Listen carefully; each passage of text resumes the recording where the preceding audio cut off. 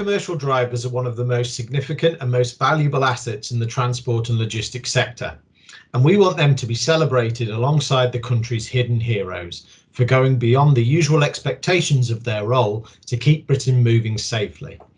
The pandemic has heaped pressure on them, and without their service, communities across the nation would have struggled without access to essential goods, services or healthcare. Dave Chapman joins me, a driver at Metworks, a repairs and maintenance team who look after more than 26,000 properties across London and the East Midlands. Dave is a shining example of someone who deserves a special mention for going beyond his usual duties during the COVID-19 pandemic. Joe Masters also joins us, Dave's transport manager, who nominated him and his team for a Hidden Hero Award. Dave, Joe, hello both. Thanks for joining me today. Morning, Tom. Dave, I understand you've worked at Metworks for 5 years. Just to get us started, can you tell us a bit about your job on a day-to-day basis? Yeah, no problem, Tom. Like I said, I've worked for Metworks about 5 years. Metworks is the works department of Metropolitan Thames Valley. I actually work in the East Midlands area, and we cover the East Midlands and surrounding areas. There's approximately 200 staff in Metworks, I believe. And my actual job is basically I cover what we call the deep clean, clearance, cleaning, garden side of it. So I would receive a job to clear a property, go along, clear it. So we take all the previous tenants' belongings out and any other items that a supervisor decides we don't need to leave in there. At the end of the cycle, we would then go back and clean the property and cut the gardens ready for the new tenant to move in. Thanks, Dave. It sounds like a lengthy process to get each property in order. And as part of your removals, am I right in thinking you gift any household furniture which is in good condition to those you think might need it? Yeah, that's right. We've come across items which are reusable, anything from beds, settees, cookers, wardrobes. And what we would do is try and donate them where possible via the housing officer. She would try and find people that are in need of these items, and then we would deliver them. In some cases, we may have to take them apart. So if it's a wardrobe or something like that, we may have to take it apart. But then when we get to the other end, we'll then rebuild it to make sure that it's put back together correctly. If it's something like a cooker, then the electrician would follow us on and reconnect the cooker. So it's all in good working order for them. We try to do this rather than send it to landfill, because some of the items that we come across are very good items, and it'd be a shame for them to not go to where people are needed them. Oh, that's brilliant. It's a really generous thing to do. So how does it make you feel then? Very proud. I mean, the fact that it's not going to landfill is fantastic, but the fact that people's actually getting something that they need, because some of the tenants haven't got much. So they're really appreciative of any items that we can give them. Yeah. So the fact that they're appreciating them and the fact that it's not going to landfill makes me feel fantastic. Yeah, I know, I totally agree. And beyond these outstanding efforts, Joe, can you explain how Dave and the team have gone the extra mile during the pandemic? Yeah, so Dave and his colleagues, Liam, Patrick and Josh, basically, we were approached by our colleagues over at Metropolitan Thames Valley, who were managing the project. So this was back in May last year. We were asked to deliver 200 boxes containing mixed essentials, non-essential items. So the value of these boxes were approximately 19,000. And the charity is for a charity named Giving World, and they're based in Leicester. So Giving World partner with busy companies, so we direct their end-to-end line discounting surplus stock to deprived communities in the UK. Fantastic. Sounds like another good deed. Dave, can you tell us more about what the packages contained?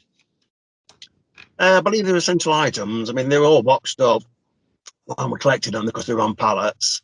Well, I was under the impression it was stuff like soap, toothpaste, clothing, what would be classed as essential items, maybe even some toys, I don't know. That's what I was asked to collect, and I believe that's what it was. And I know Jackie at Trocadero Court very much appreciated them. Wonderful. What impact have the packages made, Joe? So the donations from Giving World have made a real difference to the recipients, particularly families with children. So we gave the majority of the packages directly to our residents, and some were distributed through the schools and some of the most vulnerable families. Donations help to support newly vulnerable people, so newly unemployed due to the pandemic. Residents received practical items, as Dave's mentioned, which makes life easier for them. So, new clothes, kitchenware, for example, particularly useful for families that have moved into our properties. They've got very few belongings. We see more and more people needing help with, with the basics at the start of the tenancy.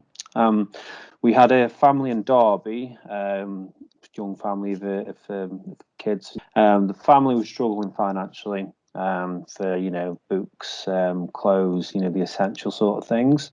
And thanks to Dave's Dave's delivery, the family received parcels. And like I say, age appropriate toys and clothes, and they're very, very, very grateful for what they've received, as they couldn't afford them themselves. And I'm sure the charity appreciated it as well, Joe. They did, yeah. We had a massive thank you to Metworks from the charity, and particularly Dave. He's offered up his time, and the transport to transport the pallets from the warehouse in Leicester. So, they were very, they were overwhelmed with the, with the appreciation, to be honest. Yeah, and I'm sure the charity appreciated it as well, Joe. Yeah, they do. Yeah, they give us a huge thank you to Metworks, and particularly Dave and his colleagues who actually, went and did transported the goods over. So that was from from Leicester to Derby. So without the help of Dave and his colleagues, it wouldn't the project wouldn't have gone ahead. So they very much appreciate that. Yeah, and you must be proud of Dave and the team, Joe. Yeah, very proud. Dave and the team, they're out all day. They're putting themselves at risks. Not all of us have the luxury of working from home. I've been working from home for the last 12 months, and I appreciate what Dave and his colleagues are doing when they're putting themselves at risk. They do it with a smile on the face, never any complaints, and I'm just really happy that Dave can be recognised for this sort of thing. Yeah, agreed. Thanks, Joe. Dave, I understand you have a family. I'm sure they're equally proud of you. Yeah, I've got a wife, 2 grown-up children, and a grandchild. And yeah, they're very proud. I mean, the fact that I'm doing something good, I think it's fantastic. I mean, they're proud of me anyway, but the fact that I'm doing something fantastic, they're very proud of me. And how did it make you feel to be nominated, Dave? Very, very good, actually, because the fact that, it's nice to have a bit of recognition. And the fact that somebody's recognising what we're doing is brilliant. I mean, I get on with my job, I enjoy my job, but it's always nice to be recognised for something, doing something really else, because you're doing good. And I understand that you and the team would like a donation to be made to Cancer Research UK as a reward for going the extra mile. Yeah, all of us agreed on that. We've had a chat. We think it's a worthwhile cause. There's a couple of us that's had family that's been involved with cancer research, and we just think it's a really worthwhile cause, so we'd like to go down that road. Yeah, agreed. And lastly, Joe, how have you ensured that drivers like Dave have remained safe on the road whilst making essential journeys during the pandemic? Well, it's changed. The pandemic's changed the way working for everyone. I think we'd all agree on that. So basically, we've put risk assessments in place. So people like Dave and his colleagues who work in teams, they can do it safely, social distancing, etc. And also there's the well-being factor. They don't see line managers as frequently as they were seen. They don't see me as frequently as they were 12 months ago. So we've got an app where we input training in there, and one of the key training factors is well-being. Like I say, they don't see people as much, and it's key to ensure that our officers, our drivers are happy with themselves, and and they can go and do the job, and they're safe. Yeah, that's important. Thanks both, and congratulations to you, Dave, from all of us at Teletrack Nav, man. We're really grateful for you and what the team have been doing throughout the pandemic, ensuring everything gets from A to B. Thank you, Thanks, Tom. Thanks, guys.